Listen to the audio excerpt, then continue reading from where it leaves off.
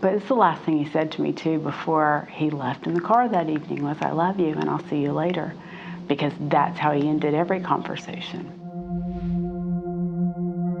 My name is Tammy Sisemore, and I'm a donor mom from right here in Northwest Arkansas. My son, Robbie, was involved in a vehicle accident when he was 16 years old, and eventually progressed to brain death, and we were given the opportunity for him to be an organ donor.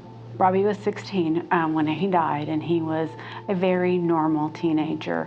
Fun, playful, witty, energetic, always testing his boundaries and trying to find his place in this world. But he was also very caring.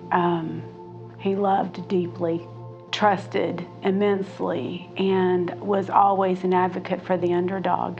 It was important to him for the kids at school that didn't have matching shoes or a jacket, that he would make sure to figure out a way to do those things.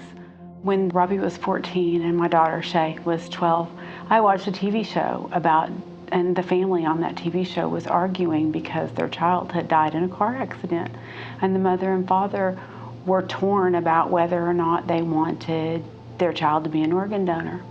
But I asked them, "How would you feel if I ever had to make this decision for you?" And Robbie was the first to answer. He threw his hands up in the air and he said, "Mom, if I don't need them anymore, give them to somebody who does." And when we were in that place and they started talking to me about it, I'm like, I don't know what I want to do. And my daughter was 14 then, and she put her hand on my leg and she said, "Yes, you do, Mom, because he already told you what he wanted."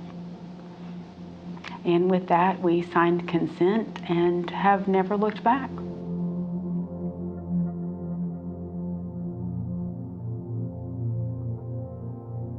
One of the challenges that people make or have in dealing with donation is that they in some way feel like if they register to be a donor that it might hasten their death.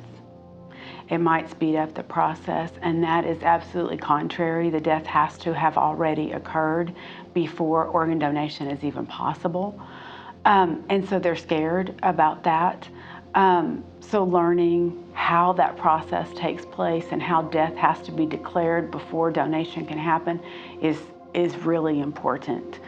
Registration now, I mean, they do the registration through the DMV. You can go online and register, and those are legal and binding, but it's always helpful to let your family know so that they're not worrying about the decision that's being made for you.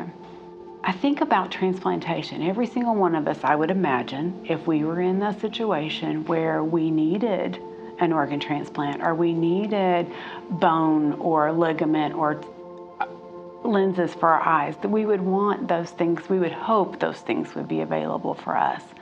And so at this place in my life, I'm like, how could I hope for that for myself and not be willing to give it in the event that I didn't need it anymore?